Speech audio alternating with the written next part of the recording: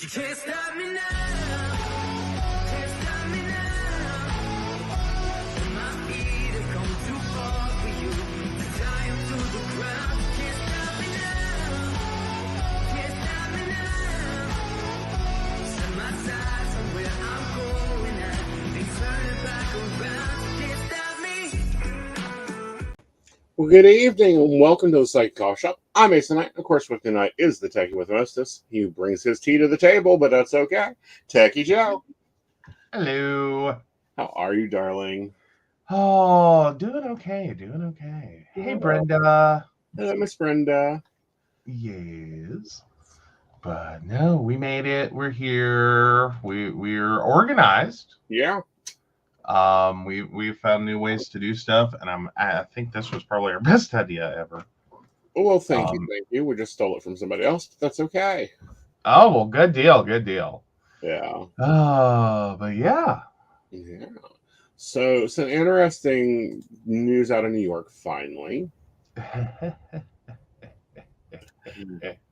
Oompa Loompa Brigade has been found guilty on all counts of criminal tax fraud.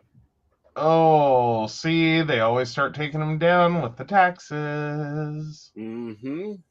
All right. So a Manhattan jury has found two Trump Organization companies guilty on multiple charges of criminal tax fraud and falsifying business records connected to a 15-year scheme to defraud tax authorities by failing to report and pay taxes and compensation for top executives. The Trump Corp and Trump Payroll Corp were found guilty on all charges they faced. Donald Trump and his family were not charged in this case, but the former president was mentioned repeatedly during the trial by prosecutors about his connection to the benefits doled out to certain executives, including company-funded apartments, car leases, and personal expenses. The Trump Organization could face a maximum of $1.61 million in fines when sentenced in mid-January. The company is not at risk of being dismantled because there is no mechanism under New York law that would dissolve the company. However, a felony conviction could impact its ability to do business or obtain loans or contracts. God, maybe that will help it. The guilty verdict comes as Trump is under several federal and state prosecutors for his handling of classified documents and effect to turn over, of course, the 2020 election and the acquisition of Trump organizational business records and financial statements. He is also facing $250 million civil lawsuit in New York from the Attorney General alleging him and his adult children were involved in decades-long of fraud. What should you do? Just turn on True Social and see it? I mean, because it's evidently now we're loving the AG out of New York, permanently barring them from serving as an officer or director of a company in New York State, among other penalties. Now, CNN senior legal analyst and former federal prosecutor Ellie Onig, she has a really great quote here. It's also a victory of sorts for the Manhattan District Attorney. Onig said, their theory now that part of the income for employees, including Alan Weisselberg, was paid through fringe benefits in order to avoid tax liability, that theory has been vindicated. So yeah. But now prosecutor Joshua Steinglass told the jury in closing arguments that Trump, quote, explicitly sanctioned, end quote, tax fraud and urged them to reject the defense's argument that former Trump Organization chief financial officer Alan Weisselberg was a rogue employee motivated by his own personal greed. Right. This quote, this whole narrative that Donald Trump is blissfully ignorant is just not true, Steinglass said. Right. Weissenberger also revealed that he had conversations with Mini Mott Trump and the Oompa Loompa himself, but told the jury when questioned by the attorneys that he did not supreme or consequence with anybody in the Trump family. A plus B doesn't equal Z. No. No. No. No. That's yeah. No. So yeah, it looks like they were not treating the perks. Mm-hmm. And I think that's probably what they called them as perks. Mm-hmm. They weren't treating that as income. Right. And that's a really screwed up area when you're talking about employees of a business, not owners of a business. Right. Like there's a lot of tax shelters that you can take and that employers have taken. Like if your company leases you a car, Mm-hmm. then the company owns the car. Right. But if you transfer that lease or you set that lease up so that the asset transfers to a person, Right. not the company, Mm-hmm. or the apartment, transfers to the person, not the company, Mm-hmm. then that's not a perk. Mm-hmm. That's compensation. Right. This usually isn't really hard to follow, is that you're getting, that a perk is a benefit, Right. not an asset transfer. Right. Like if you transfer transfer an asset, or use something as a vehicle to transfer money, you basically just did money laundering. Right. You illegally transferred an asset and didn't pay taxes or claim taxes anywhere along the way for the compensation Mm-hmm. that you received. Right. Well, and they're, his lawyers are trying to blame the accountant that dropped him earlier this year. Mm-hmm. Yeah, I guess the checks weren't good anymore. Well, either the checks weren't good anymore, or this got to a situation in which it's what you're asking us to do right. is so blatantly illegal. Right. Like it's not just, well, okay, that's a gray area, and all right, we'll figure out how to make that more solid. Right.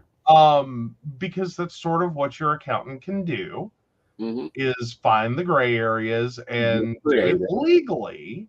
Right. That even if it's not the spirit of the law, it is the letter of the law. Mm-hmm. It's very possible the former accountant was being asked to do things or expected to do things that, no, that's not just like, a little bendy.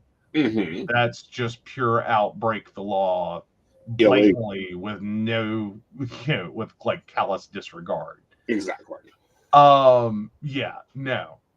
What I find funny, and what I think a lot of people will struggle with here, so when your company gives you that lovely gift card every Christmas, for a turkey, Mm-hmm.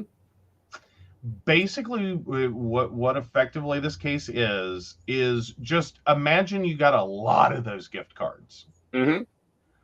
Because your employer has to claim those as compensation to you. Right. Like, yes, they gave you a free turkey, but they also have to claim they paid you an extra 25, 50, 100, whatever dollars that gift card is for, right, on their taxes. Right. More importantly, on your taxes. Mm-hmm. Someone has to pay the taxes on this gift. Right. What happened here is no one paid the taxes. Right. Like the Trump Corp did not pay the taxes, the employee did not pay the taxes, and we're not talking about, a couple of turkeys. Right. We're talking about lots and lots and lots of like the equivalency of those gift cards, thousands upon thousands upon thousands upon thousands of dollars, in compensation that these people received but never paid taxes on. Like no one paid taxes. Right. So yeah, that's where the problem starts. Like Right. everyone gets annoyed. They have to pay taxes on their gift from their boss. That's because it's compensation. Yes. Like legally, they can't just give you a free turkey and not consider that part of your compensation. Right. Someone along the way has to pay the taxes. Right. That's just the thing. Yes. So yeah, that's just the way it is. I mean, otherwise everyone would just ask for a fucking gift card. Right. Like, if you didn't have to pay taxes, if you didn't have to pay, all the lovely, federal, state taxes, Mm-hmm. wouldn't you just be like, sure, give me a gift card? Right.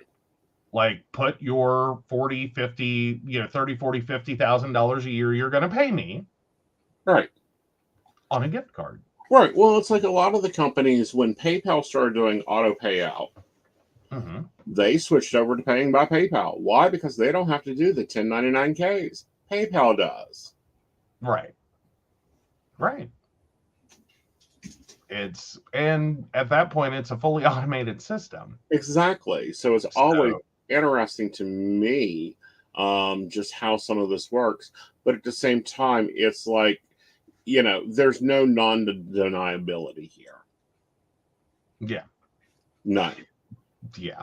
Well, they plan to appeal. They're still claiming that I guess that what they did wasn't wrong, or that it's a legal gray area, or Well, they will probably say that some of the crap, the failed election scheme wasn't allowed into evidence, so they'll appeal that evidence wasn't allowed. Oh, well, there you go. Yeah.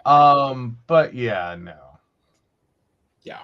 Oh, that's just, Yeah. it's insane. Yeah. So, well, and going back to Weisselberg, so it wasn't just thousands. So yeah, so Weisselberg, who was on paid leave from the company, spent 3 days on the witness stand. He pleaded guilty to 15 felonies for failing to pay taxes on 1.76 million Mm-hmm. in income. That's one employee. One employee receiving 1.76 million untaxed. Right. That's a lot of taxes. Right. Like, if that's the income, the taxes are pretty hefty on that. Mm-hmm. Which means he was quite well financed. Well, not only was he well financed, but highly compensated for his job of this. And I find it interesting that he was so highly compensated for it. I mean, there's like ballpark regions of compensation that it's just unreal. So I wonder what he's done for the money. Yeah. Yeah. Well, now, okay, so it looks like what Trump Org is trying to claim is summed up in a quote. Why would, and this is from one of the attorneys, why would a corporation whose owner knew nothing about Weisselberg's personal tax returns be criminally prosecuted for Alan Weisselberg's personal conduct for which they had no visibility or oversight? Right. This case was unprecedented and legally incorrect, is what she had to say in a statement. So what they're trying to claim as the company is that, well, we just gave him a gift card. He should have known he had to claim it on his taxes. Right. Well, what I'm finding interesting is they didn't report it on the taxes. Yeah, well, I mean, we're talking about 1.76 million. I mean, I think even the IRS would agree that if we were talking about a stupid $25 gift card, meh, right. meh. For most employees, like if your employer doesn't pay the taxes on that, you don't pay the taxes on that. Right. Is it a substantial misreporting? Oh, I think it's substantial misreporting of anything that's not reported on your taxes. Well, fair enough, but I'm sitting here going, we would be talking about like $1 or $2, right? For that $25 gift card, right? Even $100 gift card. Still, you're talking about $10. Is that a substantial representation of your income? Probably not. Right. But 1.76 million. Like you're talking some pretty hefty taxes. Like you're talking about hundreds of thousands in taxes potentially. Yes. That was avoided. So yeah, that's a lot of misrepresentation. And I think the what you would have to argue there, because I don't think the court saw it as having, credibility, Right. is that no, we had no idea why he wanted to take that money the way he did. Like, basically, it's that the employee chose to receive their compensation that way. Mm-hmm. And we just didn't know what was going on. Shall we call stupid? Okay, if you were talking about a couple $100, I think we'd all be like, okay, I could see that. I could see Yeah. that. Sure, they said they would file it on their personal taxes, and they didn't. And now we're talking about a misrepresentation of like $20. Mm-hmm. Like, Yeah. okay, fine, whatever. You know what I mean? But when you start getting up to 1.76 million, I would think it would be in the best interest of any company to be like, why the hell do you want to take your income this way? Well, what I don't get is why there wasn't a 1099 miscellaneous. Well, that's what there should have been. Yeah. And they didn't. No. Like, they didn't. They just didn't. Right. And that's basically the argument here. Mm-hmm. And what the defense is trying, their very level best to argue, is that it's none of your company's business, like your employer's business, whether or not you file your taxes or whether or not you pay your taxes or whether or not, and that the employer should have no business issuing these tax forms to declare that income as something you have earned. That it should be solely your responsibility to report all of your income to the IRS. Right. Yeah, no. Right. You're like, that is not, to me, a winning strategy. Like, that's right. I don't see how that's going to work. And if it does, it's going to be ugly. Right.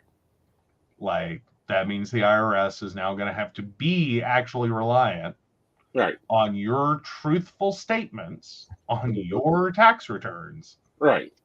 Because they're not going to have a clue. Right. They wouldn't have a clue. If your employer or anyone that employs you does not properly report the income that they're paying you. Right. Or the money they're paying you.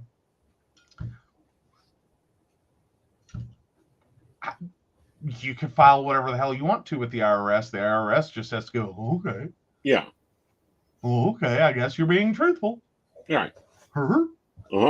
No, documents. Like, there's supposed to be documents across the ages. There's supposed to be 1099s, 1099Ks, 1099Ds, W2s. And it sounds like they produced the documents, but they didn't actually include the additional compensation. Right. Like, because that's the only way I can figure out that they've got them as well on falsifying business documents. Right. Is that you had to have done like the W-2 or the 1099 or both, and you did it in such a way that you reported it like that just didn't happen. Right. Well, and there are many more suits that the Oompa Loompa and many Oompa Loompas are involved in. There was a joke about apparently maybe West Virginia is the only state not suing them at this point. We will see if it's self-evident or if West Virginia will pick up suit. But it'll be interesting to see what happens. Without fail. Oh, yeah. Anyhow. Oh, that we come on stream and then we get message? Yes. Hi, Jessica. Hey, Jessica. But what I find interesting is, we've already got one in jail for, I believe, 10 years, and he has to cough up almost $1 million.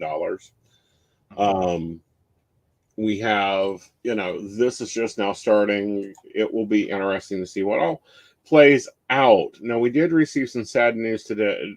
Was it yesterday that it was received? The Christian passed. Yeah, Christy Alley passed. Yeah. I believe that was yesterday, at least the reporting. Right. So yeah, it was very sad to hear. Although I mean it's one of those respect her work, not really her opinions. Yeah. But she was a big fixture in the 80s and 90s. Right. So yeah, You know, it's a very big part. Yeah. Yeah. Yeah. She was a big part of like what we saw on television, like Cheers and Look Who's Talking, and she had a hot moment there. She had a very good hot like moment. Her career was awesome, and then it seems like somewhere between her weight issues, which I mean, let's be fair, like she was in that kind of Elizabeth Taylor category of like night and day weight jumps, in which it does make it very hard for your career to figure out, okay, what do we do with you? Right. Like, like it's kind of like having Ally McBeal and Kathy Bates in the same body. Right. And it's like, we don't know what to do with you if every 6 months you're going to weight jump. Right. And so between that and her political opinions. Her political opinions, her religious views. Well, yeah, that too. Unfortunately, she, like many Hollywood stars, joined the Church of Scientology.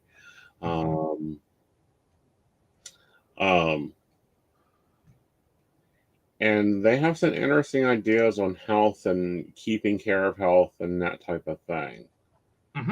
There is that. Yeah. And what's interesting is this cancer is like 90% curable that she died from. So it's like, what is this? But no, it was saddened to hear that, Rebecca from Cheers passed. I guess we're moving on into the generations there. Yeah. Well, and you have to sit there and think, like, she was a fully grown adult, probably in her late 20s when she was doing Cheers, wasn't she? No, I think she was in her 30s, because if she was 71 now and Cheers was in the 80s. There's your 40 years. So, yeah, she was in her 30s. Yeah. When she did the show, that's kind of a... Yeah. That's a lot. It's a lot. It's a lot of intervening years. All right. And if anybody wonders what I'm talking about, I highly recommend go read Troublemaker. Okay. I think that will be that's a lovely book, and I need to go and look and see who. I can never remember her name.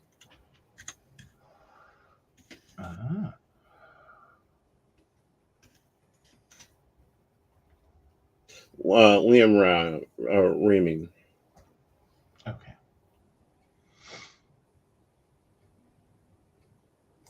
But yes, was very sad news. Yes. So.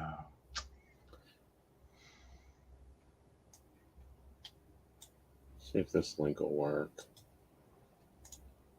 Okay, so what is Troublemaker? Troublemaker is a book by that exposes Scientology. Of course, I know everyone has seen the. Okay, fine then. I'll go to Biddy Link and get it. It talks about Leon Remedy going to one of the big posh weddings and noticing that the Scientologist leader's wife isn't there. And that would be like me going somewhere and Joe not being there. Yeah, that's going to spark some questions. Like, where's Joe? What's Joe doing? Yeah. Actually, it has before when you've taught classes. Yes. And I'm just like, and I was just in the car. Yeah. Well, because my theory was, this is your event. You go do your thing. Mm-hmm. Like, I don't need to supervise you. Right. You know what I mean? Like, it's a class. You can go do that all by your little self. Mm-hmm. Like, I am not worried you're going to fall and hit your little head. Well, it's debatable sometimes, depending on the classes. Well, this is true. But you know, like, Right. I'm no, just not required. Yeah. So there's the book. Looks like we got a question or two, and we'll take those in a minute. If you're able to see them, apparently Facebook is having some more issues. But no, it goes through her life in Scientology, what her family's gone through, and then her stepping out of that view. And it was really interesting when I read it, because it's like that. Yes, they are. Mm-hmm. Jessica, we do see your question. We're just wrapping up this segment, and then we will hop into that. Yeah. So it is about her life in Scientology, and then her getting out of Scientology and deconstructing it and going, "Oh my God, I thought this, this, and this, and none of that's true. Mm-hmm. What the hell is this?" You know. Well, and that's in a lot of religions, Mm-hmm. and a lot of cults, Yes. and a lot of cult-like systems. Mm-hmm. A large part of their success Right. is the inability, or your personal inability, to stop and think. Right.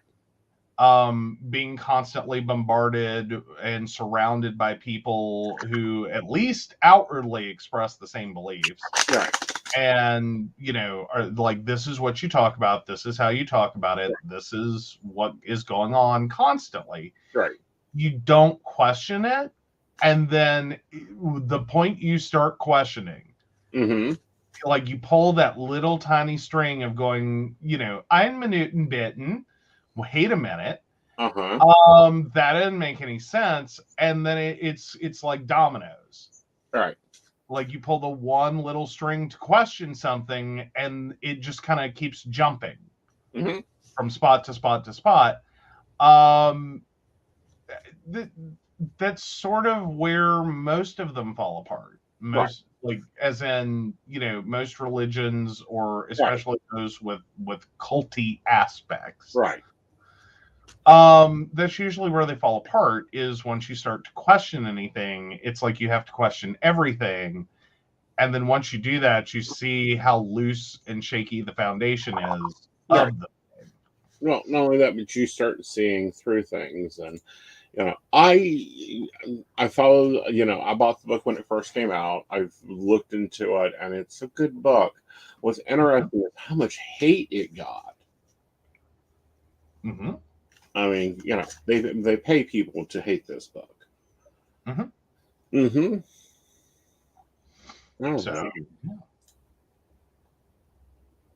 So we have a question. Let's take a question. All right. So Jessica, June 14th of 89. I have a question about someone that offered me something. She doesn't have their birthday. Don't need it. So Julius asked or offered something. And she just wants to make sure that it's not that there's nothing they're trying to get out of her. I thought we're trying to get a product out of her, or a activity out of her. It's not a here, you know, here's this, just take it forever. I feel like that, you know, there's going to be a partnership there. You need to really look and make sure you have a contract and some goals into it. It's going to be a lot of trying to handle things, but it does lead to you stepping away from some things and being able to move forward. Okay. So she should, knowing that it is going to be a tit for tat, do this?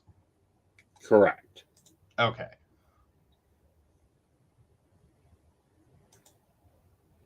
Yeah.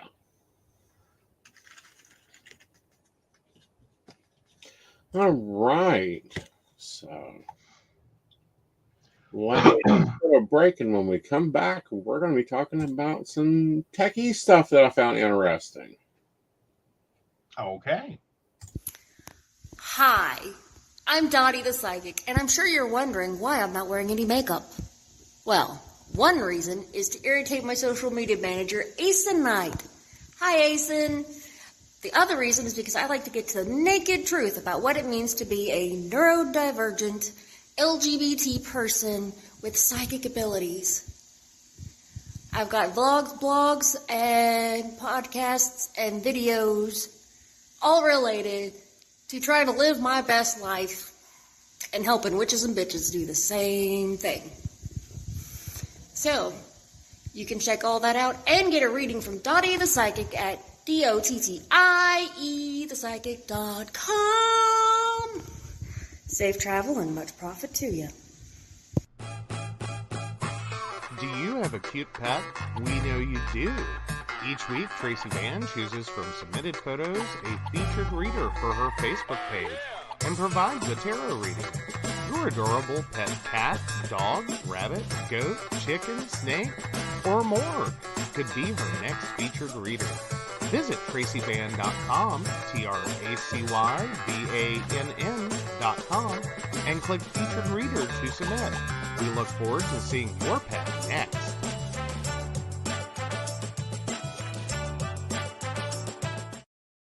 Hey everybody, Lady Gwendolyn here, and I am here to tell you how to get in contact with me and a little bit about what I do.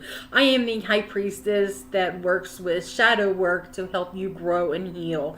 And I work with access bars, Reiki, I do power forms. I'm recently getting into crystal healing, sound therapy as well. So you can go to Lady Gwendolyn Healing, that is LadyGwendolynHealing.com. Book your appointment with me. I do in person, I do over the phone, I do over Zoom. We can do that as well. My main goal is to help you grow and heal, because I've been there, I'm still going through it, and I let my strength help guide you. See you soon. Hey everybody, Natalie here from The Pendulum's Path. If you are in need of guidance, direction, spiritual connection, healing, or more, you have come to the right place. I have worked as a psychic and a medium for over 3 years, connecting people from all over the world with their loved ones, giving them insight and guidance into their current situations, their past healings, their blockages, and what they need to know in order for them to have a better future. It would be my absolute honor if you would come to my website at www.thependulumspath.com. Visit my shop. I have a whole bunch of crystals, oils, balms, mystery boxes, and more. And visit my services. I offer 15-minute, 30-minute, and 60-minute sessions. I also have email readings available if you're not comfortable with the one-on-one session with me, or if you just want to try me out. I encourage you to come visit me at the Pendulum's Path, and let's get you back on the right track today. All right, welcome back. Okay, so in Techie in the news. Yes. Yeah. Yeah, so Microsoft's not happy. Windows 11 is still not the winning OS. It is not most popular. Right. And Microsoft's getting a little cranky about that. So they have now, as part of the open the box experience, added in the option. Basically what's going to happen is you open the box, you start to set it up. It's going to start searching for updates like it does. And immediately it's going to try to push you to go Windows 11 if that is Windows 10. Mm-hmm. That you are opening the box to. Mm-hmm. Because right now it is very, very slow in its numbers. Like they are, as of November, 16.12% of Windows users were on Windows 11. That's up less than a percentage point over October. And basically, Microsoft is finding that anemic and probably a little scary. Right. Since Windows 10, while slipping below the 70% mark to 69%, Windows 7, Windows 8.1 are both growing in their use. Yeah.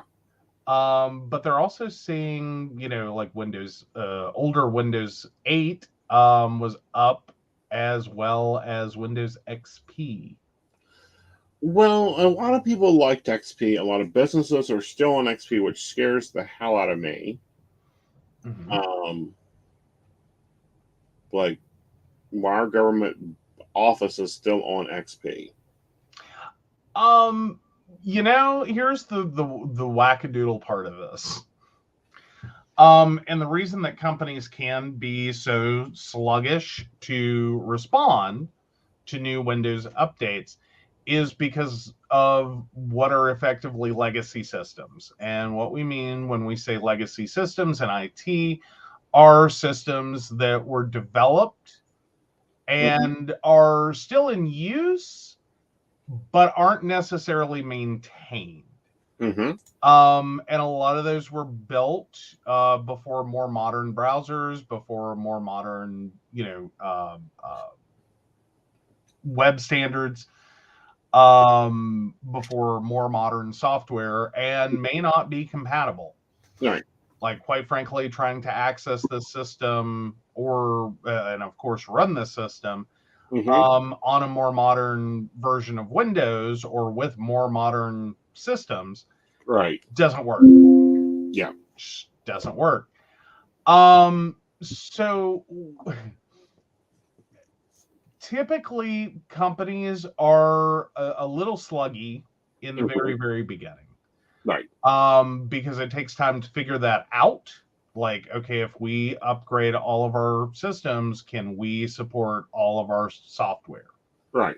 And all of our hardware without making substantially expensive changes? Right. Or planning out those substantially expensive changes, or getting developers to create the thing, or make it compatible in some way. So traditionally companies are kind of slow. Right. Couple that with, this is not a beloved version of Windows. No. Not to mention that the minimum threshold to go to this version of Windows pretty much ensures that a lot of consumers have to totally replace their hardware because it is not supported. Right. So the fact that Microsoft is getting cranky about this, it's sort of like, hi, here's your V8. This was a bridge too far. Right. Like, you went too far in your minimum requirements, which obsoleted a lot of hardware. Prematurely, because some of the hardware it obsoleted is actually decent, like more than decent hardware. Right.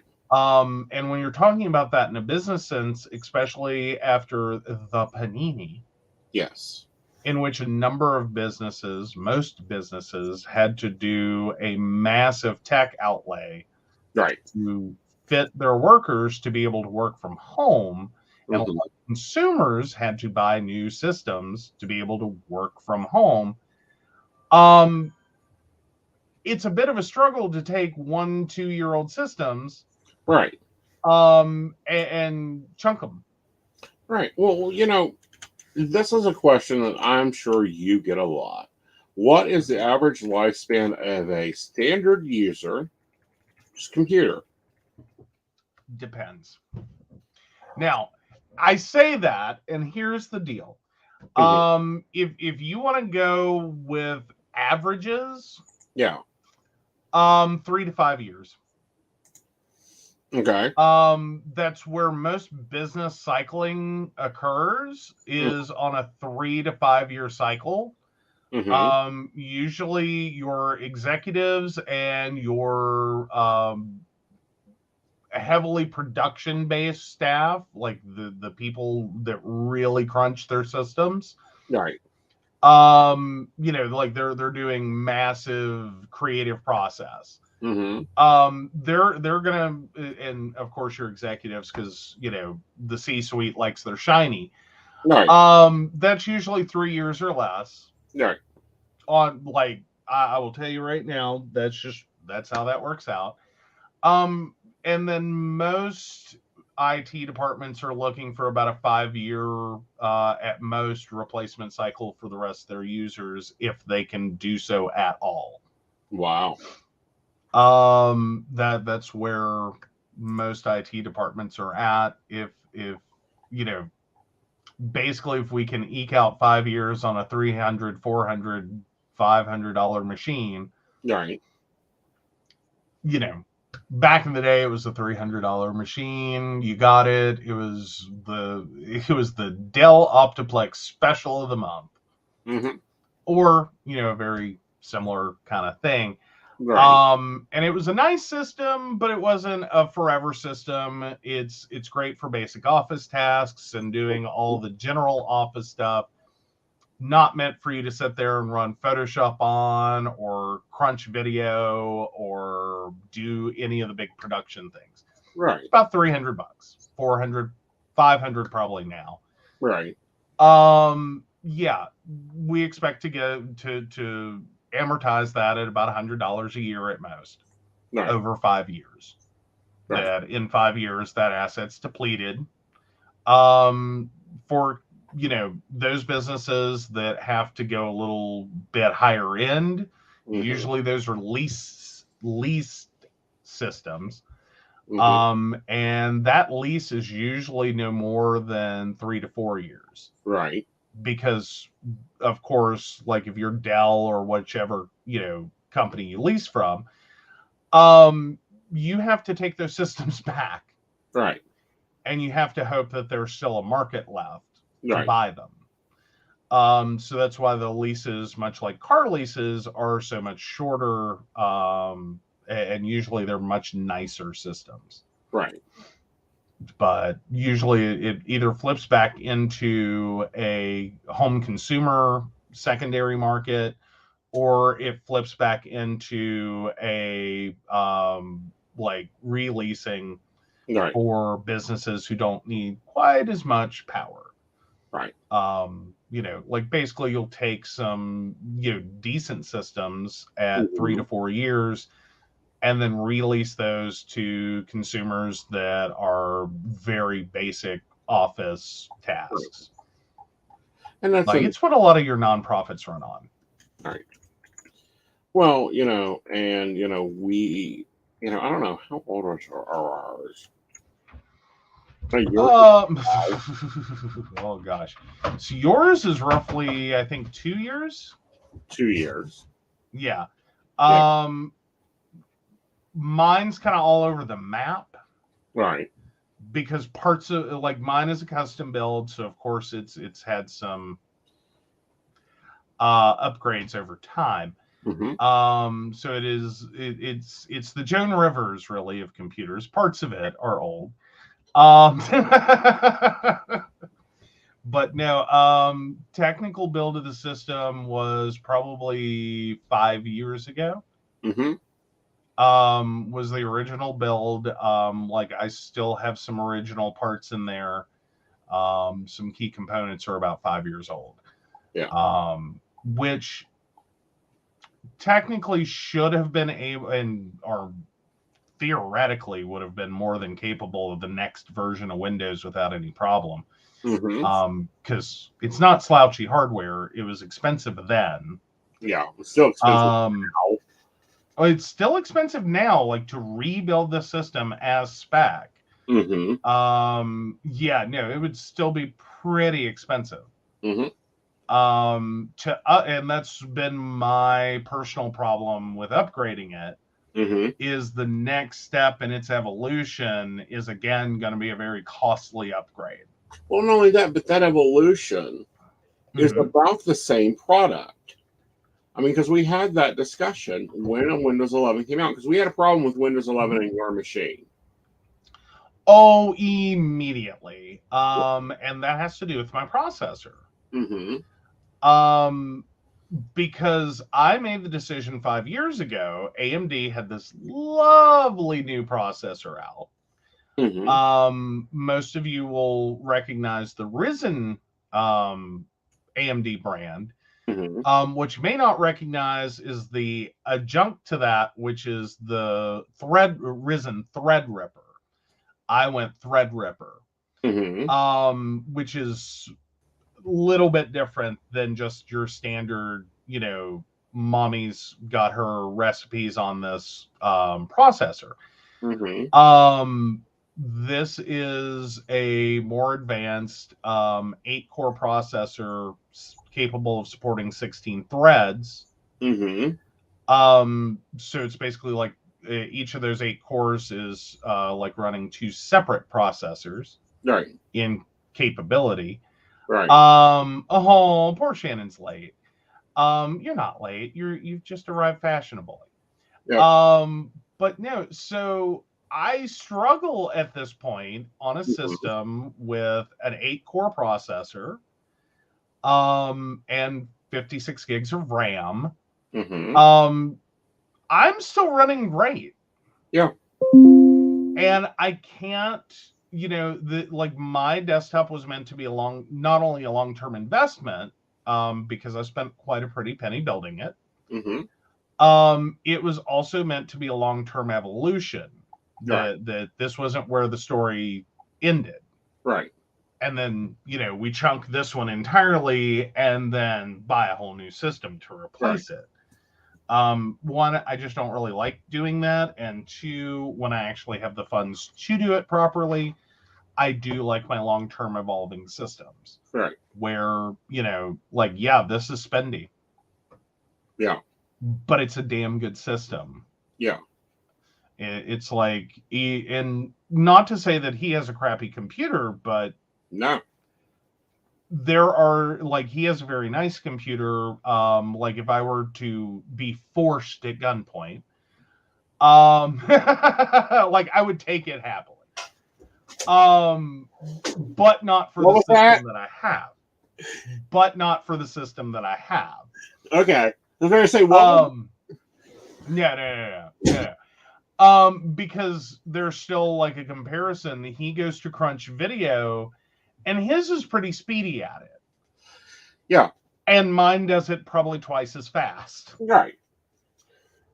That's the level of differential that 2 years ago when we bought him a system, it was also fairly expensive. What was that, $3,000? We paid $4,000. Yeah. So your system was $3,000. No, we paid $4,000. We paid $4,000. Excuse me. Yeah, so $4,000 on his system. Versus when I built mine was, I think, close to $6,000. But at the same time, I'm hoping to get 3 years out of this, maybe 4. It's already having problems accepting wireless now. And it's because Aeson processes a lot of data. Well, yeah, you're running all the facets of your business in a market that now requires you to do a whole lot more than it did 5 years ago, 10 years ago, 20 years ago. The evolution of your business is insane. The evolution of most small businesses has been insane over the last 5, 10, 15 years. Well, that, and my business has changed because I'm not just a psychic reader anymore. I'm a psychic reader. I'm a content creator. I'm a podcaster. I'm a facilitator. I'm, if I get one more I ams. Yeah, I know, right? My shirt, my hello patch is going to be I'm going to look like one of the generals from war with just different badges down through it. But I think that speaks to everyone, though, running a small business right now. Is that, it's not just the old school hats that you had to wear. Your payroll and accounting, and you're also, all these business functions. Now, the addition is, and you're a social media manager, and you're, an influencer, and you're a podcaster, streamer, And Yeah. you know, that used like the old like differing hats Right. used to be a lot for small businesses. Right. We've moved to an area or to an era in which it can be downright like smack you upside the head with a baseball bat, the number of hats you have to wear in one day. Right. Well, you know, this is something we've discussed, and I've done it before, and I'm about ready to do it again. Is running more than one computer. Like I'm an inch from doing that again because you know, we're running a $4,000 system here. And there are times I'm maxing that system out. Like my little clock pops up there and says, "Is it a coffee break yet?" Because I'm tired. Oh, your clock cycles need a coffee break. That is the, you know, the word overclock isn't a thought here. No. You know. Yeah. Yeah. Well, and that kind of speaks to exactly what all we're doing and to what all we're having to do. Right. Just to stay relevant in the current business market. Right. Is, you know, a few years, well, literally when we bought this system, it was overkill. Like 2 years ago, this system was overkill. And I looked at you and went, that'll do it. I mean, they like as in sledgehammer for, you know, a finishing nail, but okay, cool. Won't have to worry about upgrading you for a while. Famous last T words. But no, seriously, at the time it was absolutely overkill. And okay, it's like, you'll be fine. Funny moment. Okay.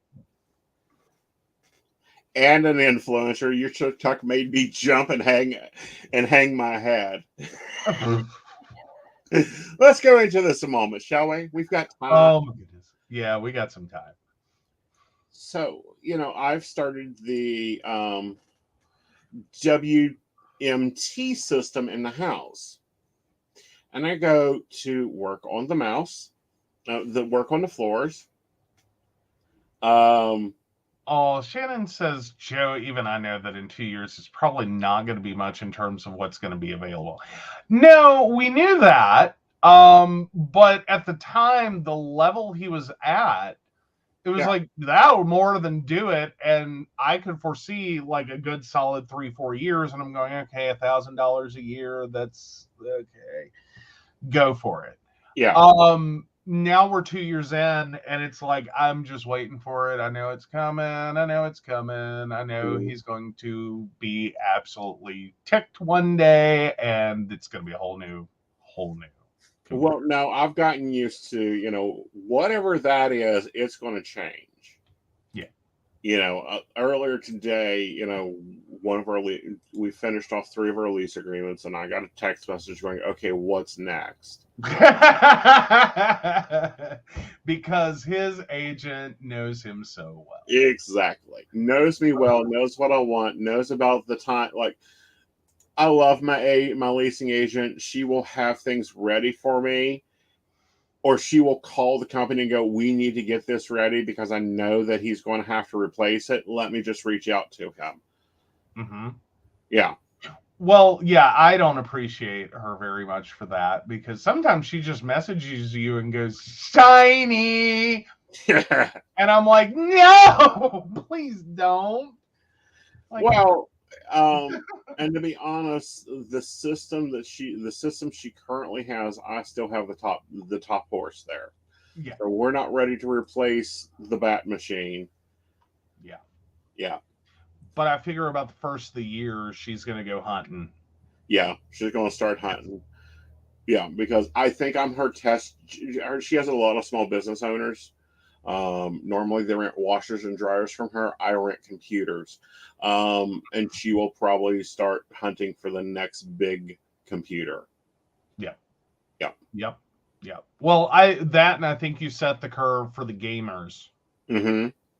Because it's like, well, if it'll survive you, it's a damn good gaming system. Right. Which is true. That's the level of purchasing that we end up having to do. Is like, it's a phenomenal gaming rig even right now. Yes. Like, you know, Yeah. poor disenfranchised gamers Yeah. would Your love to machine, have your well, poor disenfranchised gamers would die to have my computer. And, you know, when it goes to the aftermarket, we may see about decommissioning and putting it up for sale. Yeah. But, you know, my agent is wonderful. I'm sure she will text me the next great thing. She got your iPad for me. I'm sure she's going to be doing that.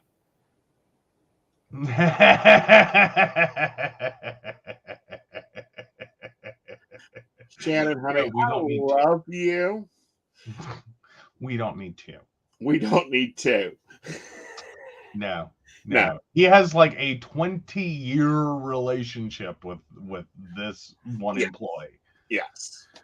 Like I have her home phone number to call her if there's a problem.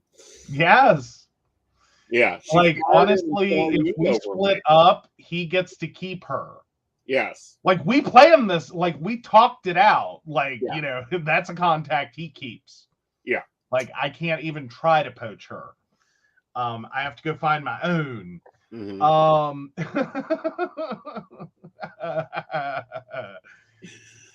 Oh, yeah. Oh, she's saying if you go looking for something and she can't find it, hers can.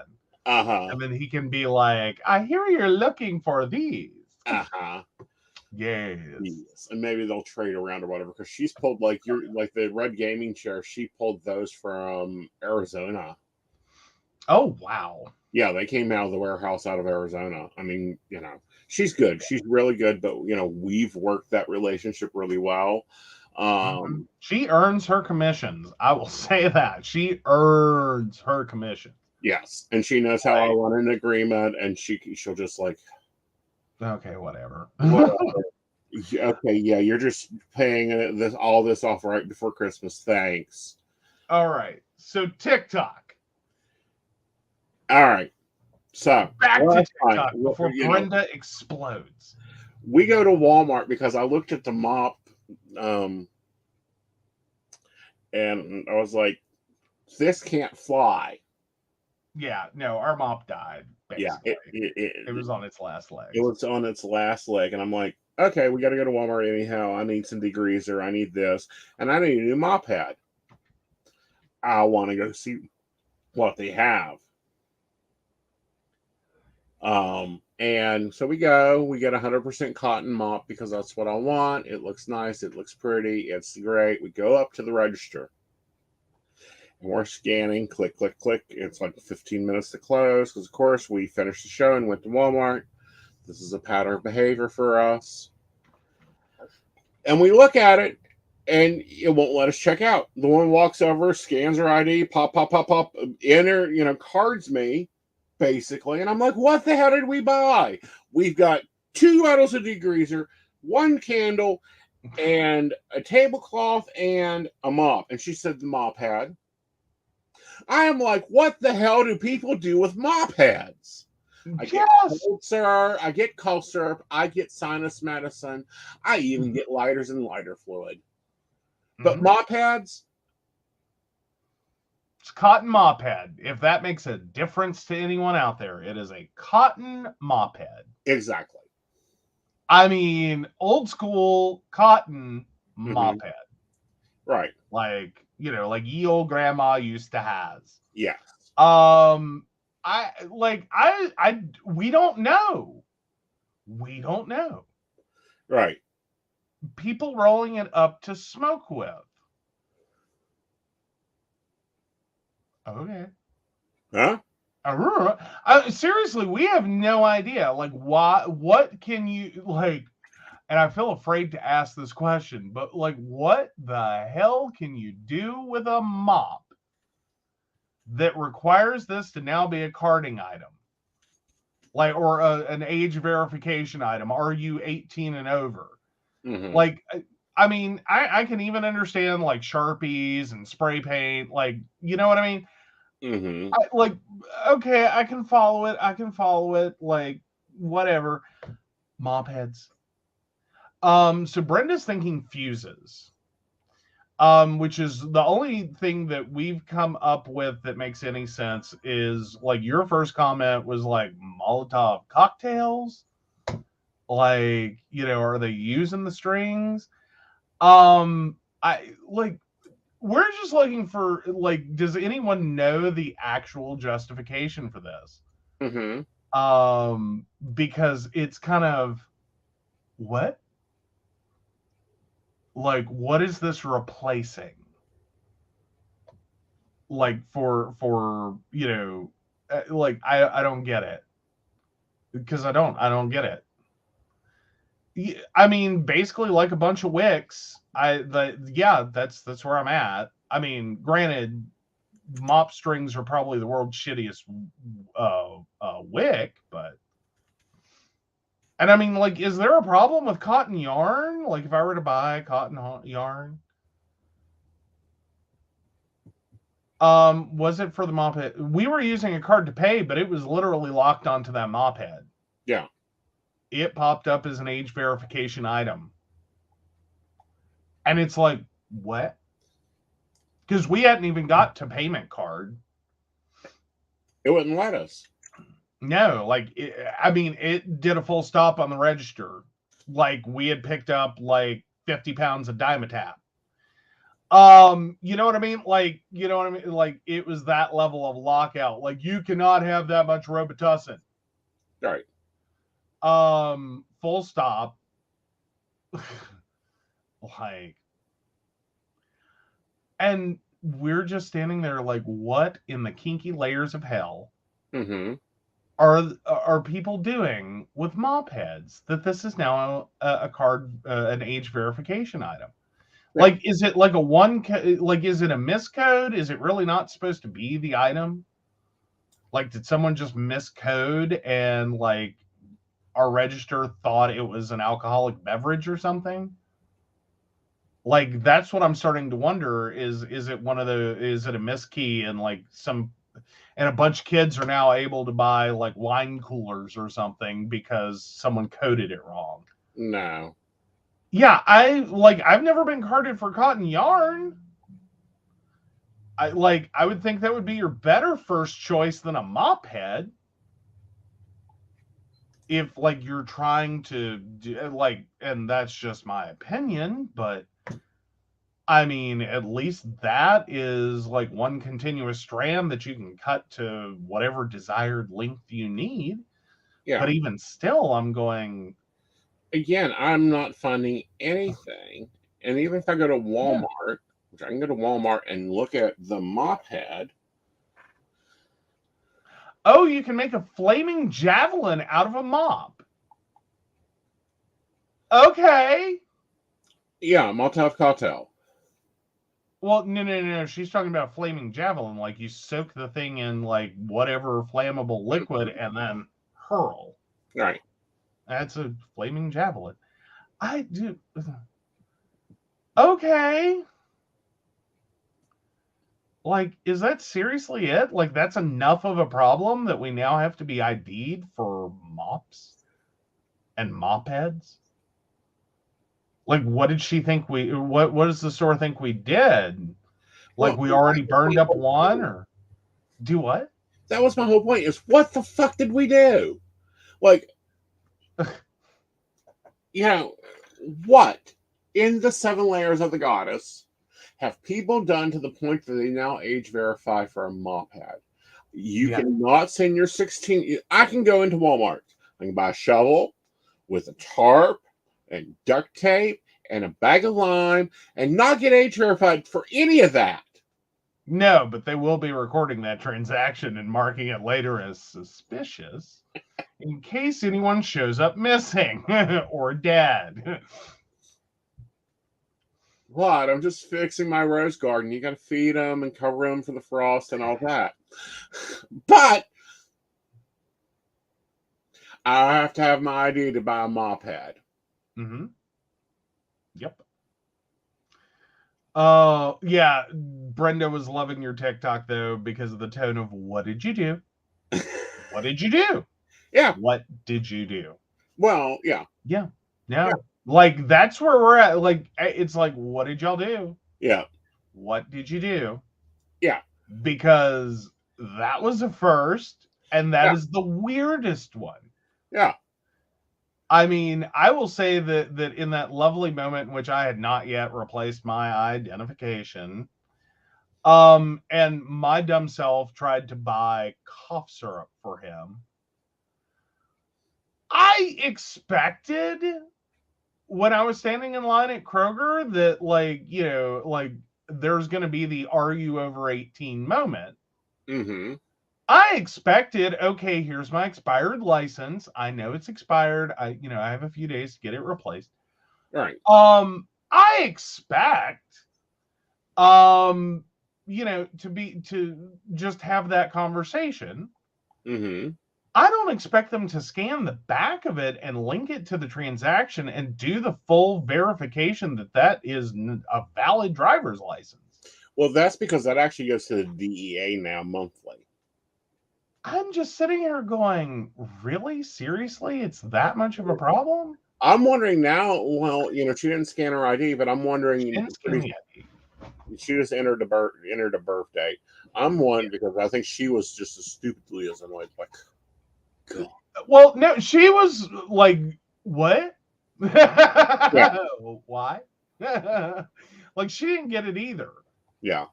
Like, I don't know that she had seen this pop up before for that item. No. Like, and that was the moment we're having, is like, are you kidding me? Right. Like, are you kidding me? Oh, Shannon says, only if you pay with a card, use cash, unless they scan your actual license. Yeah.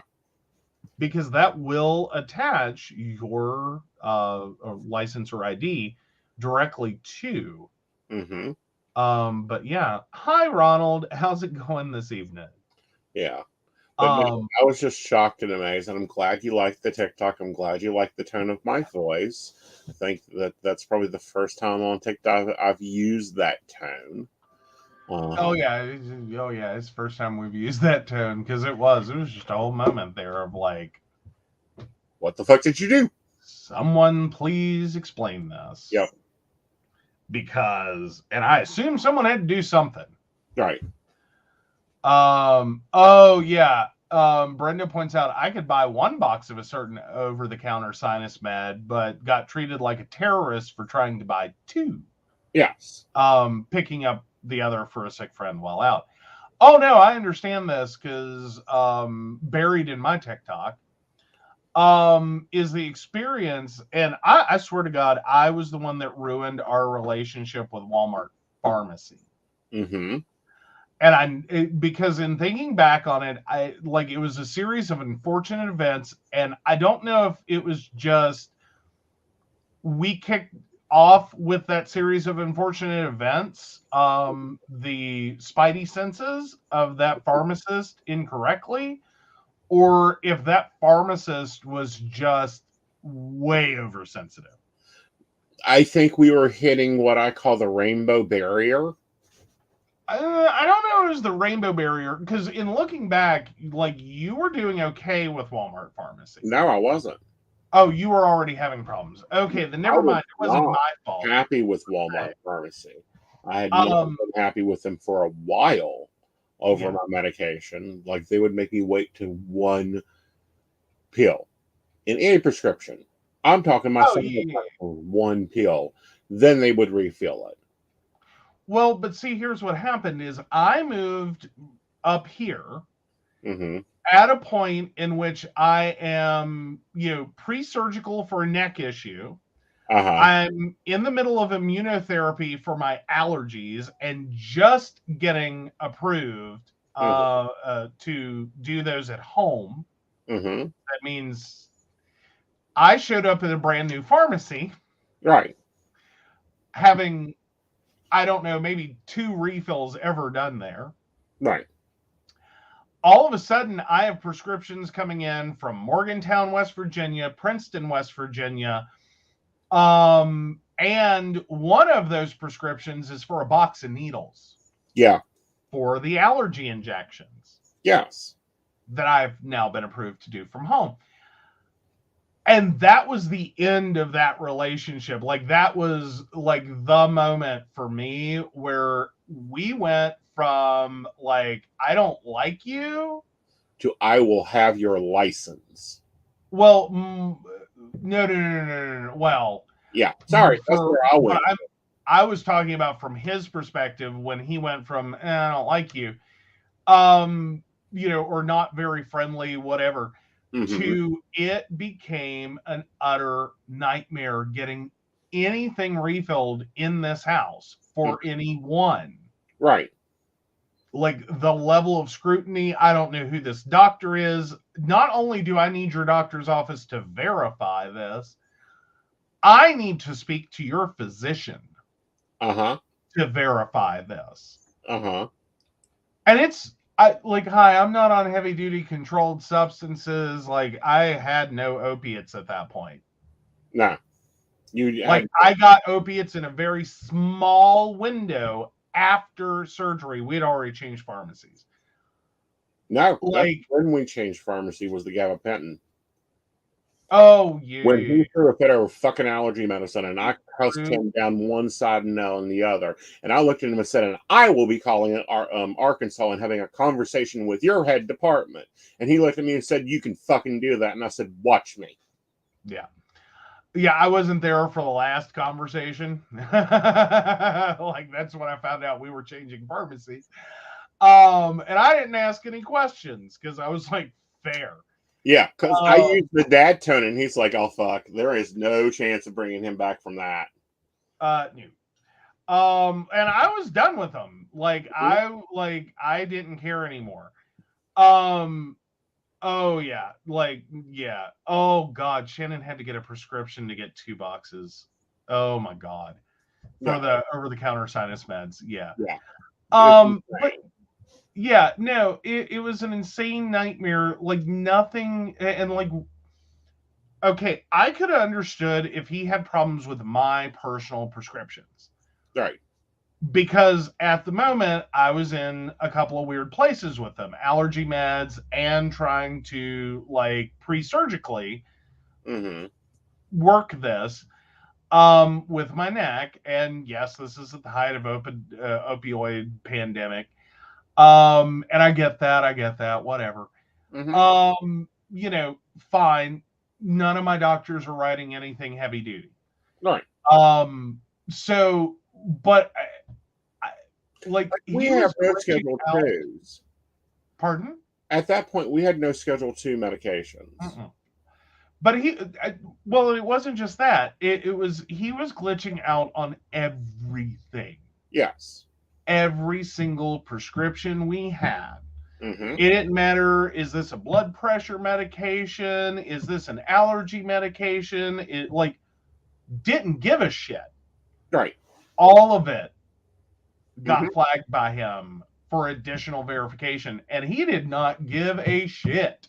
Yeah, and even like, hi, I'm calling in, it's a holiday weekend or whatever, and like, everything's going to be closed on Monday, and we have to wait till we have 1 pill left because you're that shitty of a pharmacy.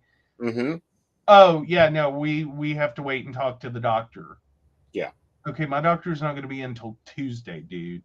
Exactly. Like, clue. But anyhow, no. And at that point, I was just like, I'm calling Arkansas. And he is no longer there, by the way. But I still went back to that pharmacy. No, he was fired after the conversation I had it with Arkansas. Oh, fun. Yeah. Like, I never followed up with that on you. I was like, he earns whatever he gets. Well, and what he earned was, you got a nice call from the Customer Relations Center. And he got a nice stack of write-ups and a corporate executive calling, going, why are you not doing your job? Yeah. Hey, Kenny. Hi, Kenny. But no, it was just an all-out, like, I had never seen this out of any pharmacy, and so I blamed myself. I was like, it was the needles. Not you, baby boy. Not you. Well, because he should have freaked over my medicines. Yeah, well, but I thought, like, it was the needles. It had to have been the needles. Like, I hit a nerve with that. Mm-hmm. And I could understand that. Like, that's what I logically made sense out of it as, is it was the needles. Yeah. It had to have been the needles because that was also, I believe, about the time that Charleston was going nuts over needles. No. Or just before it. Like, there just was after it. Okay, just after it. Yeah. So yeah, it was right. But it was like right there on the heel of it. Like, everyone's pissed off in the state about needles and needle exchange, and all the junkies, and they just leave their needles everywhere, and blah blah blah blah blah. And we need retractable needles, and da da da da da. It was in that mix, and I'm like, it had to have been the needles. Right. It had to have been them. It was insanity at its best. All right, guys, let's take a break. When we come back, we'll be finding out if he's the asshole. All righty.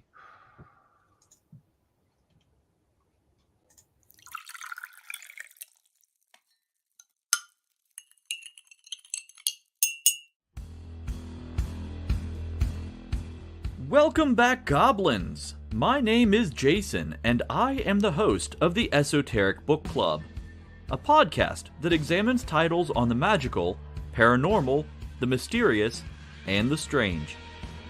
I release 2 episodes a month in which I review books on esoteric topics, recap news of the weird, and conduct interviews with authors, practitioners, and experiencers. The Esoteric Book Club can be found on every major podcast service or can be streamed directly from esotericbookclub.org.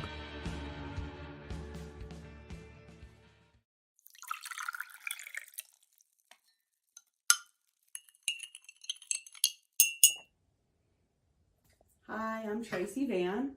I provide a blended reading consisting of mediumship, psychic, and tarot cards. A reading from me can cover any guidance you need from relationships with your partner or your family, spiritual, financial, any questions you may need clarity on.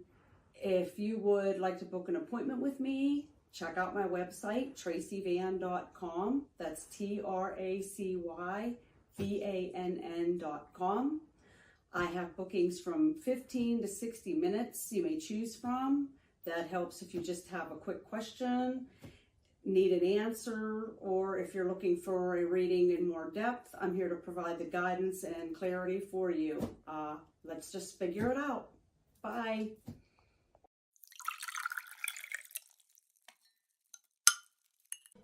Hi, Techie Joe here. I work with Aeson Knight and some of the best psychics in West Virginia to create amazing live streams and podcasts for the Psychic Coffee Shop Network. Together, we brew up great content discussing news, events, hot topics, and more, all from a psychic perspective. On the Psychic Coffee Shop, we interview amazing authors in the metaphysical realm.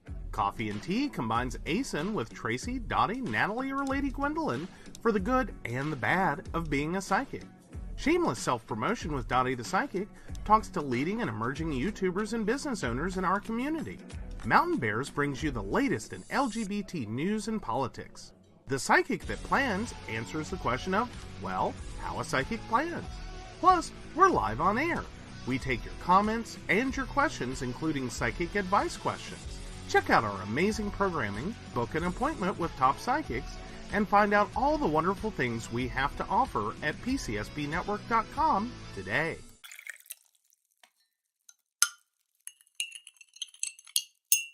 Hi, I'm Aeson Knight. I provide tarot readings covering everything from love and relationships to your life questions and your most spiritual answers. And also, I provide a lot of guidance in finances and divorces and all those relationship problems. So, if you'd like to get a reading from me privately, not on air, you can feel free to do so by visiting aesonknight.com and booking your appointment. I also provide on-demand services, so if your life is a little chaotic, you can go ahead and click that call now button there on my site. Great for a quick answer question. All right, guys, back to the show. Enjoy.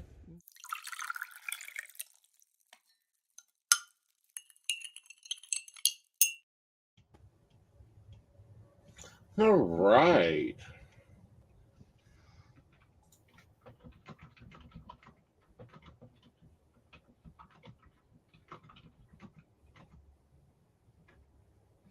Just helping our guests out. Yep.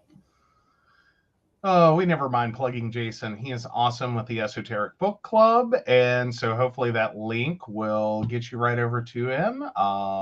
He does a really great podcast, and we hope you enjoy it as much as you guys are enjoying the show. Because we are seeing your live comments. Yeah. So like we're really here. Yeah. So all right, am I the asshole for getting a tattoo my mother hates and takes as a personal attack? Right. I, male 38, have a lot of tattoos. It's just something I like. My mom hates each and every one. My mom, 61, loves me and I love her.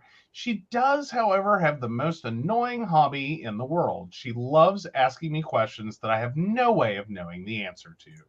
For example, this summer I came to my cousin, female 24's, wedding. I have not seen my cousin in 7 years. I live in a different state, but she asked me how my cousin met her fiance. I literally only knew about the wedding because my mom told me. I will tell my mom that my son, 12, is out at a friend's house for the night. She will ask me where my son's friend's parents went to school. These aren't even the most extreme examples. The worst was when she asked me how my sister got pregnant since her and her husband were using the Nuva ring for birth control. Like, how the would I know? Well, she asked me about my brother-in-law's shoe size a week ago. I saw her. Excuse me. Let me back up. So I told her if she kept asking me questions like that, I was going to tattoo the words "no sé" on my forearm. That's Spanish for I don't know. Well, she asked about my brother-in-law's shoe size a week ago.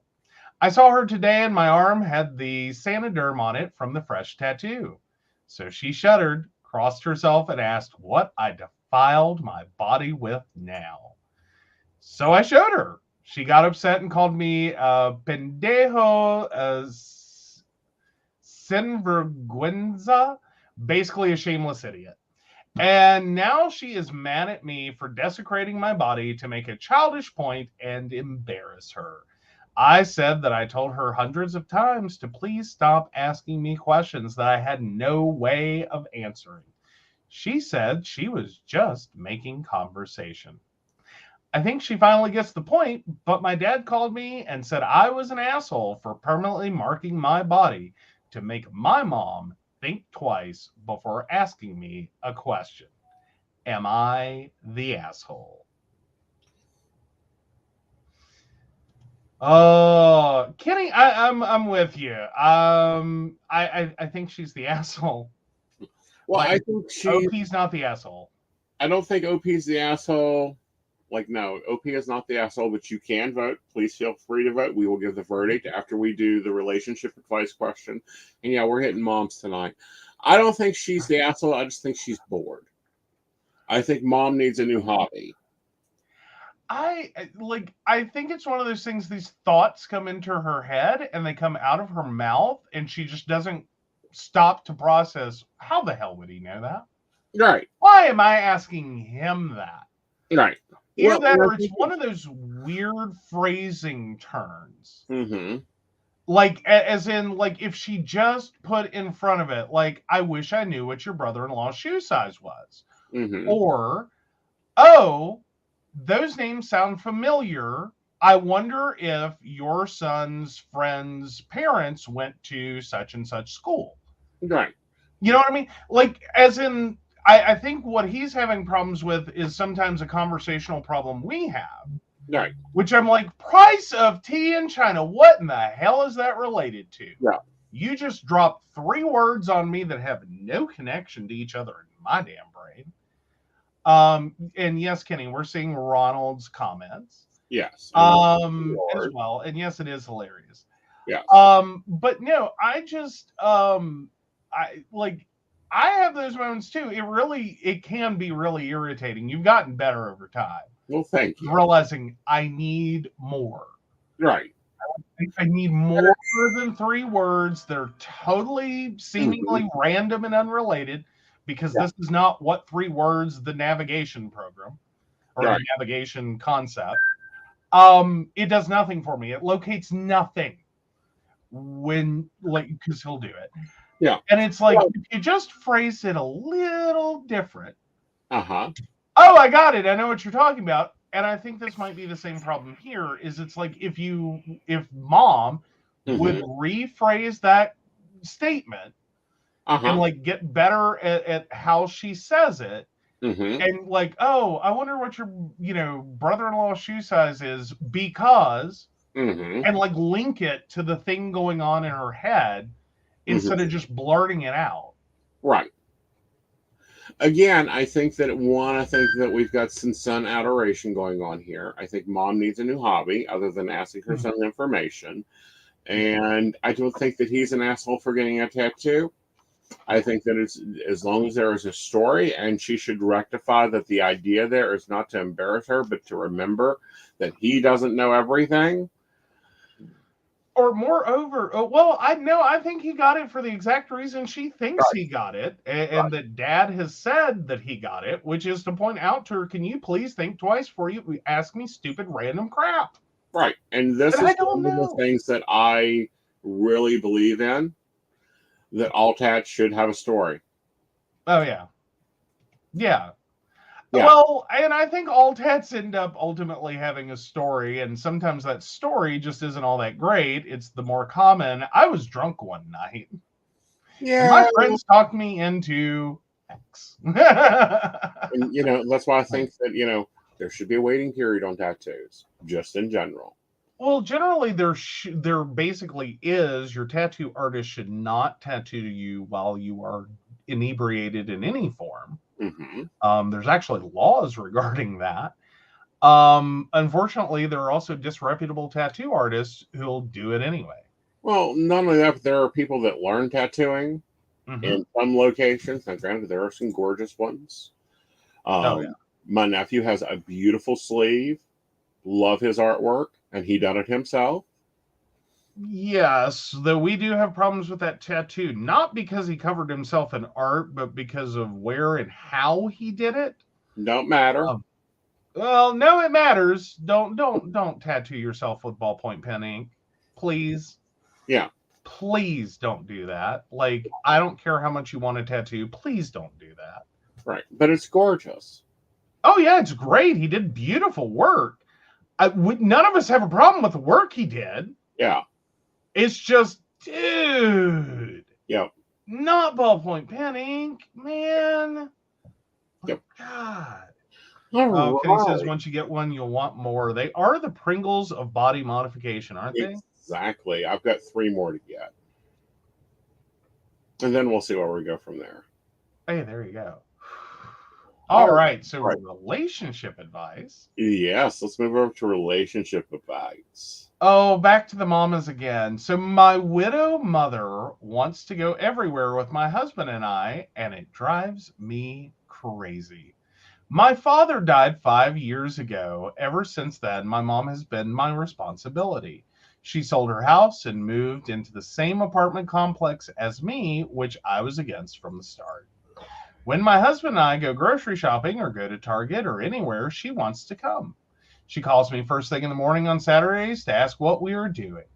We want to go away for a weekend. She wants to come. She calls every night to see what we are having for dinner. If we go out to eat, she has to come with us. I feel smothered here. I moved out only a few months before my father died, and now I feel like we might as well still live together. I feel like I have to make sure she is fed and she has groceries. If I tell her she can't come somewhere with us, she mopes. I lie to her about where we are and what we are going to do, and I feel terrible about it. I didn't answer her phone call, so she called me 4 more times, texted me twice, and started blowing up my husband's phone, all in the span of 10 minutes. We haven't gone on a honeymoon yet because she keeps saying she wants to come because she has no one to travel with. She has a part-time job and friends there. When I ask her why she doesn't hang out with them, she tells me they're just work friends, not real friends. I can't take it anymore. I'm an adult. I need to live my own life away from my mother. I need space. But at the same time, I feel terrible because she is a widow and alone. I also feel bad because she's my only parent and I need to spend time with her while she is still here, or I will regret it for the rest of my life. The worst part is I have an older brother that doesn't do anything for her. He's been to her apartment once since she has moved in. She goes over and she watches his kids every weeknight for a few hours, then leaves his house and immediately calls me to hound me for dinner. I'm so sick of it. I don't know what to do here. I know she is a widow and alone, but I need to have my own life. I also feel a bit resentful because I feel like I never got to deal with my dad's death properly because I spent so much time and effort worrying about her. Yes. So here's the thing. Boy. And I've told many people about this. Mom needs to move. Mom needs to move to a lovely place that has activities for her. I've made jokes. I think mom here needs a lot of support, not from her daughter. Yeah. Like she needs to find a community, whether that's it with people she moves, away and into like a more her speed community. Mm-hmm. Or just finding friends in general, finding interest in hobbies and places to go and, rebuild her life. Because that's sort of the widow problem. Mm-hmm. Is you had a life together with someone else and it was full and hopefully complete. And for some people, that basically means you had each other and that was all you needed. Mm-hmm. I'm going to go out on a limb and say that's basically where this couple was. Right. And and she doesn't know what to do now that she no longer has a husband. Well, this is my suggestion. This is going to be a weirder one. Take mom out to eat. Tell her you're going to meet with some people afterwards and she's welcome to join. Take her to a group grief counseling meeting. Mm-hmm. I could see that one. Yeah. Like, if nothing else, she won't want to go back or she'll find the support she needs. Right. It's kind of a weird way to not really force her into it, just kind of let her lemming her way off the cliff into it. But no, she needs a lot of support. You're not wrong. Because that's mostly the theme of this one is you feel like your mother needs a lot of support right now. Right. Additionally, I would go out on a secondary note and point out you have to get it through your head. You cannot be your parents' lifelong crutch for dealing with their widowhood. Right. Like you cannot do that. Right. Because there's no telling, we don't know how old mom is, but assuming she's 50, mm-hmm. This woman may have another 40 plus years. Right. You just got out on your own. You just got married. You do not want to sign up for the 40-year mother haul. Exactly. Now, everyone knows about Mama Knight. Mama Knight, I have to call and make appointments with her. They can be kind of like complicated. Mm-hmm. Because she got things to do. She ain't got time for her son. She spent 18 years with me. Yes. She'll call him first. She does. But no, she doesn't she doesn't call us all the time. I mean, she calls frequently enough. It's not like we're ever sitting here going like, is your mom okay? Because we haven't heard from her and I don't know. No, we don't get that. It never gets to that point really. Right. Now we do end up in a different point with your mother, which is like when I go over to pick her up for an appointment, but she inadvertently double booked and decided to cancel the appointment, but didn't carry it over to you. Didn't tell anyone. And then she went to do the other thing, and her phone, because bless this woman, she invariably turns off her ringer. Yep.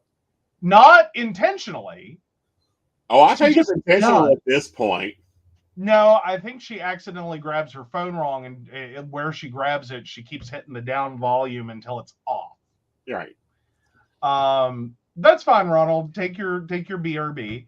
Right. We'll still be here. You can rewind us later and watch what you missed, but we're still. But mom has a very active social life now. Yeah, Brenda, that's exactly it. She is done dealing with you. Yeah. So she schedules with me. Exactly. Yes. Yeah. It gets very confusing when we go to her apartment because they're always like, "Oh, there's your son, and who's that with them? That's my other son. Oh, well, he's never here." That type of thing. Basically. Oh, that's the heavy. I heard one of her apartment. I don't know what you call it. The same people living in the apartment. Oh my God. Called me the heavy. What'd you do? Your heavy's here. Oh my God.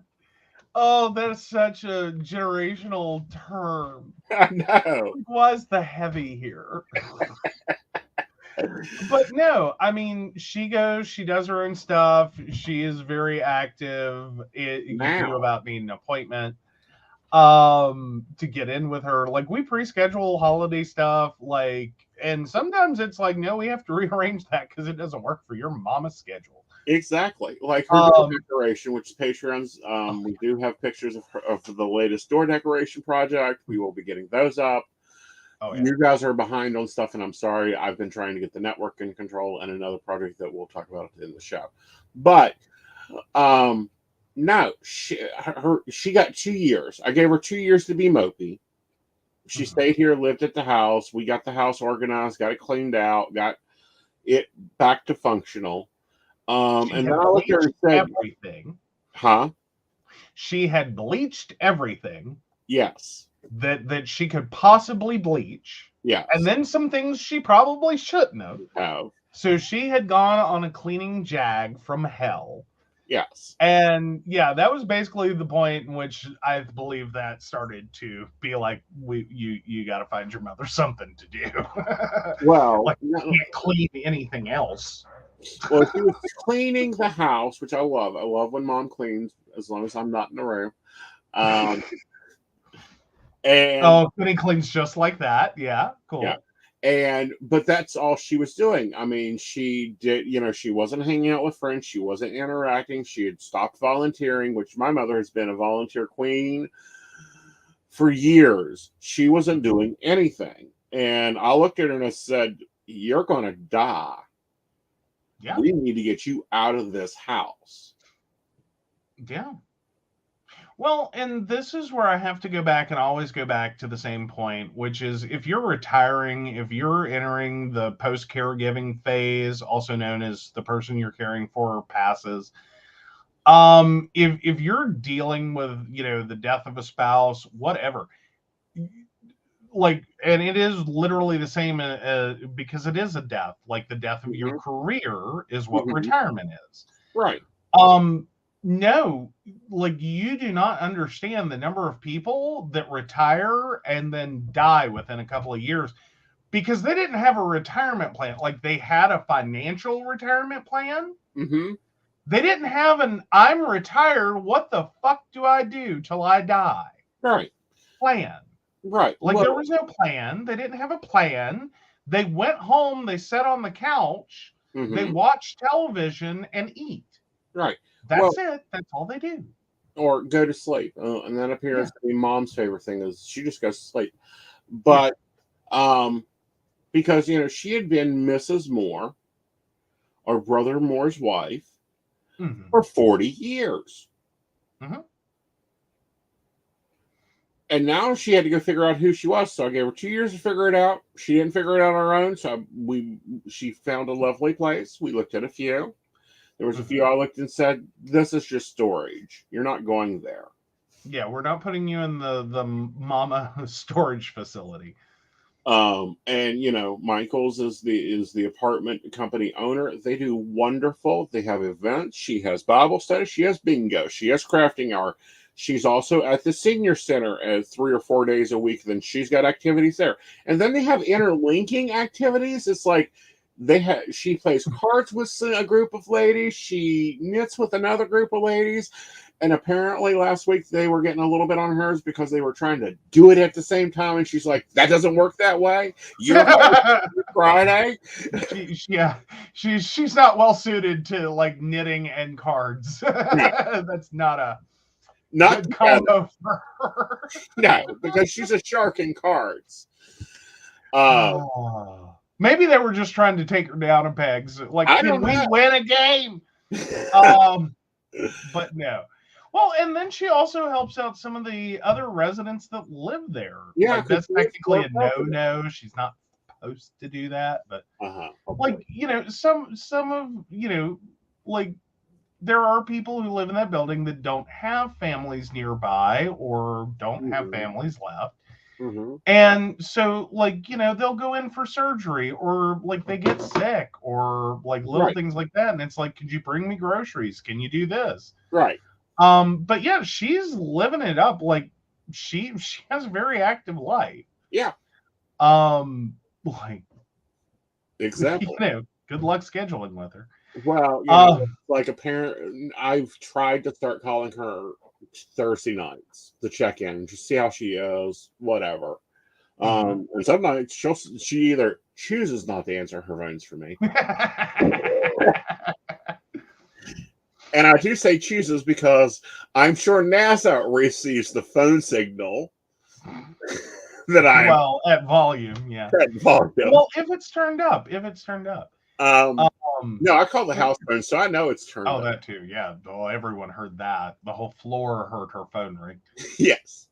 Whew. Or she's busy and she'll call me later. Like, you called? Yes, mother, I called 3 days ago. How are you? Well, and what's wild is your mother will call back at the weirdest hours. Yeah, she used to call during the show. No, not even just that. Like, I grew up, my parents had this thing, and my parents technically would be like your mom's age. Because if my parents were still living, they would be in their 80s now. So I grew up with this thing, which is 9 to 9. You couldn't call anyone before 9 a.m. You could not call anyone after 9 p.m. Like, there had better be an emergency, a dead body, something. If you're calling between 9 p.m. and 9 a.m. And to have your mother just like, and so I still live with this. This is a thing that lives. Yes, we're both from West Virginia. But this is a thing that just lives in my head rent free, is you cannot call someone's mommy after 9 p.m. or before 9 a.m. And then to have your mom turn around and call us at like 2 a.m, like, hi, I saw you called, what's up? It's just like, what? Yeah, and she's just getting in. Yeah. Yeah. I've done the dad tone over Alexa and drop in. That was one of her Christmas gifts 2 years ago. Oh, that was the best. Yeah. Oh, she loves that. I mean it seriously. We do not abuse this at all. Like, we can technically, or could technically at one point. No, we still can. We still can. It's still there. We can, and it works both ways. Right. She can drop in on us. We can drop in on her. Yep. We have used this ability one time. Because she asked us to. Right. Because she asked us to. Because she had some friends that were not friends. Like, she wanted to remain friendly with, but she needed them to go the fuck home. Yeah. And leave her alone. So she had him drop in, and this is, I'm sure, where he got called the heavy. Like, this is where it had to have genesised from. He dropped in on her and did the whole dad tone, mother, what are you doing? She got exactly what she wanted out of the friends. They were now like, he can do that anytime. Yeah. And so she got what she wanted out of it. And like, yeah, we've never done that since. Oh, I've done it one other time when she went missing. Oh, you tried to drop in the day we couldn't find her for that Yes. the most recent appointment? Yes.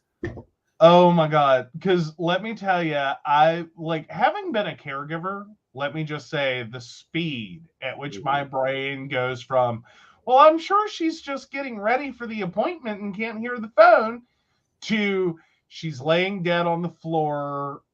I'm going to have to go get someone to key me into this building. I'm going to have to be not only the one to find her corpse, I then have to be the one to tell him. Mm-hmm. Like the speed at which I can go to that is about 1 hour. Yeah. Is about 1 hour. Because that's how long I was in front of her apartment. And like I did my first call and, you know, like, oh, well, she didn't answer. Okay. Then I did the second and the third and the fourth and the fifth, like, because I'm waiting. I'm not like evil. But you know, and I'm alternating phones in case, like, okay, well, if the cell phone's ringer's off, let me call the house phone because she'll hear that. But you know, and so like and then like about 20 minutes in, I leave a voicemail. Hey, you know, it's Joe. I'm down front, just waiting for you to be ready to go to your appointment. All the way to the, I really hope that the one place I can think of that you are at right now is where you're at, and you are not laying dead on the floor, having done some god awful thing to injure yourself and expire. Mm-hmm. Like that was my progression. It was either that or, you know, I don't know if it's because there's a group of them that they don't run the senior center, but they run the senior center.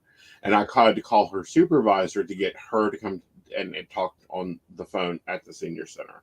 That may have been when I was the heavy. Who knows? Anyhow, I'm the heavy. You're apparently the fun one. I'm glad we have the relative relationships worked out. Everyone knows when I entered the building to stop your bullshit. Because I'm sorry, seniors get up to some of the craziest stuff, and my mother loved to tell it all. But anyhow. Well, and Ronald and Brenda are both in the same place. Now, Ronald's was 9 p.m. to 10 a.m. And yeah, Brenda was dead on with the 9 to 9. Knows exactly what I'm talking about there. Yep. Like, hospital, dead, or drunk. Yep. And in my family, drunk wasn't an option. Right. Like, no. You, honestly, calling my dad because you're drunk is probably the worst idea you could have ever had. Because all he could do is be like, me too. Right. But, you know. What do you want me to do about it? Yeah. What mother quickly, you know, I grew up in a house that lived on a 24-hour clock. Night shift, day shift, evening shift. We all work the shifts. So yeah, there's been times I have no problem picking my phone up and calling my mother at 3 a.m. Oh yeah. Yeah. I do. Like, you'll say things to me like, well, just go ahead and call mom and ask her, like, whatever. It's midnight. And he's probably in bed. And you're like, nope. No. All right, so the votes on Are You an Asshole are no. Not the asshole. Not the asshole for getting a tattoo to remind you of your mommy and the question she asks. Yes. All right, so there's a new project launching this Friday at 6 p.m. It is not on the PCSP network. You will have to look at my postings on social media to find it because it will be over on Modern Spiritualist. We are launching Modern Spiritualist live every Friday night at 6 p.m. in league with the Ingenio Projects. So, hope for you look to that show.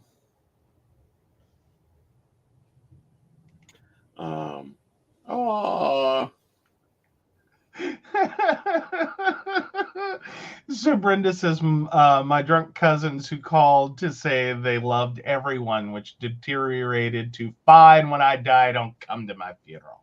Right. Yeah, it's a speed. Yep. Yeah.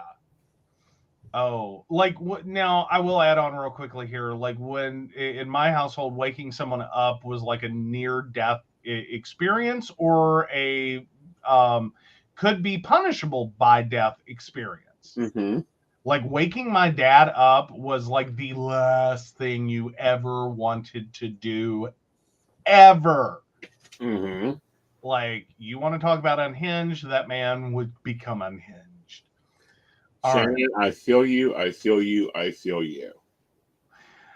Oh, where I worked nights for so long, nearly 2 years on day shift, people still call me at 3 a.m, like, I can't sleep. What are you doing? Sleeping! Yes. Yes, and where my shifts are so chaotic, people will call. Actually, they don't. A lot of them don't call anymore. But that people, when we had the house, would call and be like, "What are you doing?" At like 9 a.m. What are you doing? How's your day? I'm sleeping. Go away. Oh yeah. Hi, we'd like to talk to you about your car's extended warranty. Which one, the shoeboat or the Subaru? Oh, fun. But no, so you have Modern Spiritual Podcast. That is going to be a new one. It's not on PCSP Network, so follow his social media to find out the link for that one. Yep. It'll be going up by Friday. Yep. Yes, and we already have our first guest that'll be on. It'll be a little different. It's only a 1 hour show. It's not an hour and a half show, and definitely not a 2 hour show. And we'll be talking to different psychics around the world, different instructors around the world. Mm-hmm. Hey, there you go. Yep. So yeah, no, Shannon misses before I had kids. If people woke me up, someone better be dead. They knew to run. Yep. All right, guys. We hope you have a great night, and we want to thank our Patreons. Yes. So, of course, we want to thank Beverly Walker, Mika G, Kathy, Mary Winfield, Brenda Bryan, Shannon C, Shannon D, Lady Gwendolyn, Charles Shaw, Dottie the Psychic, Tracy Van, and Caitlin Bell. If you'd like to support the show or find out more about us, you can go to PCSPnetwork.com. Yep. I always hate when it changes. It messes me up every time. No, the rhythm changes, but I know, and then I start doing it backwards. It's so weird. Oh, you got called out. You got called out. Only a 1 hour show. We'll see. Uh-huh. We'll see. But no, it's supposed to be 1 hour. It's supposed to be 65 minutes max, and then I have to wrap it up. We will see. But also remember, join Lady Gwendolyn tomorrow at 8 p.m. for Under the Rowan Tree on your PCSP Network brands or at Lady Gwendolyn Healing. All right, guys. You have a great night. Bye, y'all. Bye.